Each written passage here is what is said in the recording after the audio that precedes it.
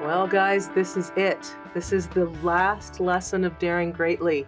And this is a doozy. It's the big one. It's the big finish. It's awesome. This was the one that I had a lot of fun with.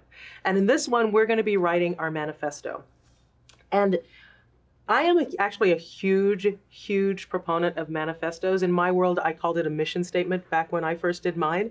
And I did mine actually years ago, before I had ever even read Daring Greatly, because I feel like it's sort of my touchstone.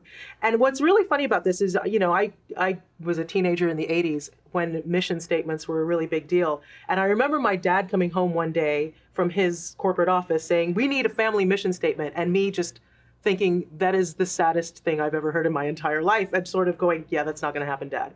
But somehow, over the last few years, I've realized that there is a lot of power in mission statements or manifestos. I wrote mine. Mine's actually pretty long. I have an abridged version that I'm going to share with you here. But it's been a real touchstone for me in making huge life decisions. Because by writing down a manifesto and having it reflect the values that you came up with at the very beginning of this course, and writing down who you are and what you want to be about and what your legacy wants to be as you move through life, it can be really helpful when you're making life decisions going forward. I've made job decisions, I've made travel decisions by going back and saying, what do I want to be about? How do I want to move through life? By reflecting on my manifesto. And all of a sudden those decisions become very clear because this is what I've said I want to do. So I'm a huge, crazy proponent of this.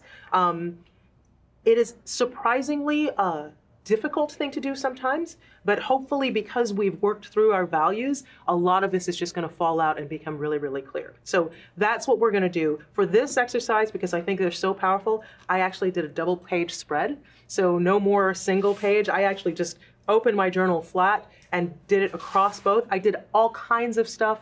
All the little tips and tricks that I've talked to you about. So I used my wonderful gesso. I had my paint, where I used my little paper towel, and I smudged everything. I broke out my stamp again because I love green, and I just went to town preparing this page. So this page that I have is just lots of color and movement and everything, because that's how I want my manifesto to make me feel.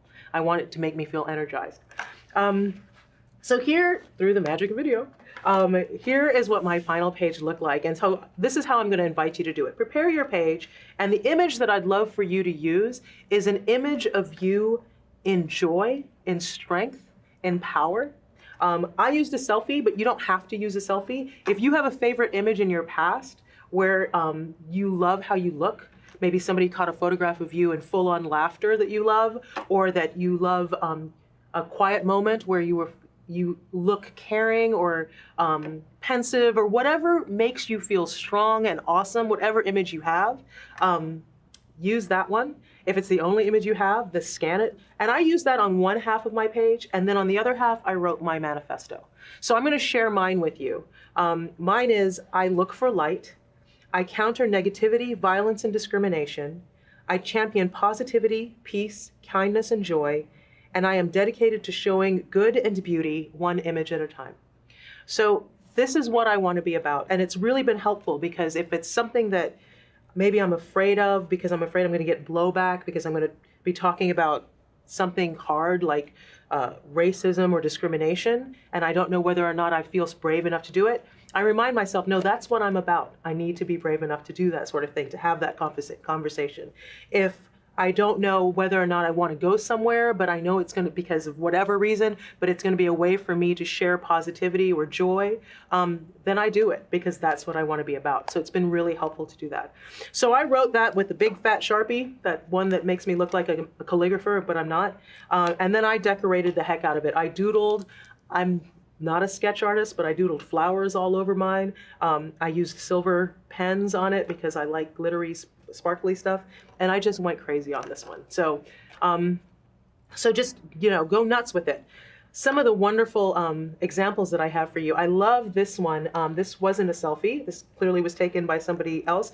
But the person in this, she's out in nature. She looks like she's been hiking. She looks like she's strong and she's happy.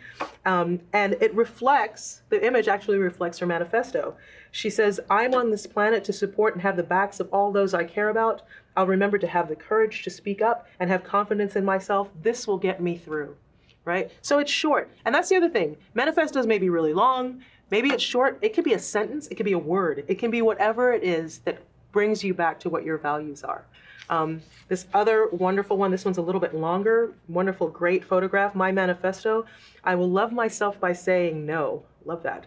Embrace boundaries with friends, family, and business associates. I'll listen to my gut.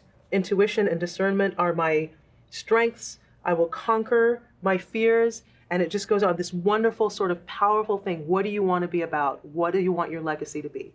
So have fun with this one. Go completely nuts with this one. Use all the tools that you've had.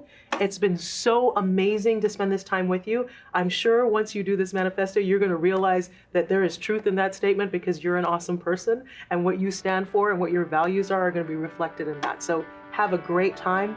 It's been an absolute honor to be here with you.